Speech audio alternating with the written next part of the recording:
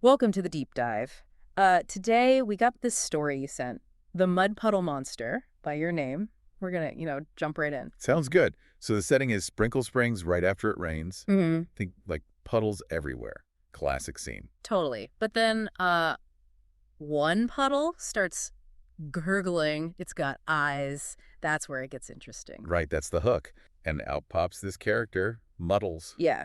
And the description is a mud being of bounce and splatter, made of mud, twigs, and giggles. Love that. It's very whimsical. And he gives this roar, which turns out to be, well, just a joke. Exactly. Sets the tone perfectly. He's not scary. He's just playful. Super playful, which leads us straight to the playground situation. Oh man, the playground. Muddles basically goes wild, doesn't he? Turns the whole place into a mud fest. Total muddy mayhem. Yeah. Like the slide becomes this super slick, muddy roller coaster. Mhm. Splash tag extreme sounds intense. And slime vines on the swings. The description of it looking like a chocolate milkshake explosion. Yeah.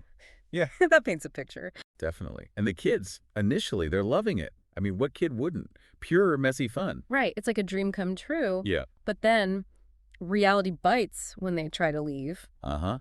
That's the turn. Suddenly, it's not just fun. Shoes are stuck. Pants are squelching. And worms in the hair. Ooh. That detail really lands. It shows the consequences of all that unrestrained fun. It does. And it's interesting that Ellie, one of the kids, is the one who decides to talk to Muddles, not a grown-up. Yeah, she steps up. She doesn't yell, just sort of says, hey, this was fun, but it's maybe too messy now. Which is quite mature, actually. And Muddles' reason. It's so simple. Totally. He just wanted everyone else to enjoy the mud as much as he does. No bad intentions, just like pure enthusiasm. Exactly. Which can sometimes, overwhelm things a bit. So they need a solution, and they come up with a pretty smart one, collaboratively. Right. They don't just say no more mud. They create designated mud zones only. Marked with banana peels and splashier signs. That's brilliant. Practical, too, with the hose station and the lost and found for soggy socks. The soggy socks lost and found. That's gold. It's about finding a balance, isn't it?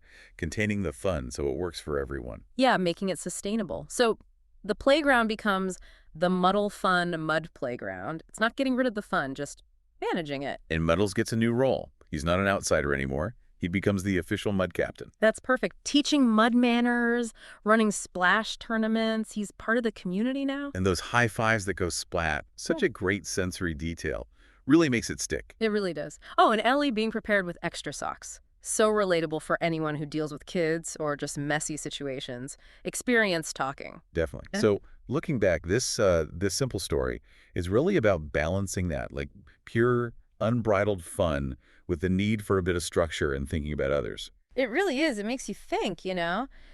Have you ever been in a situation where someone's like massive enthusiasm just kind of caused chaos, even though they meant well? Oh, absolutely. And you have to Yeah. find your own version of those mud zones, right? Your own hose station to clean up the mess afterwards. Yeah, exactly. And thinking bigger, beyond actual mud, where else does that Muddles energy pop up? That really enthusiastic, maybe slightly disruptive force could be anywhere, right? Creative projects, group dynamics, maybe even just inside ourselves sometimes.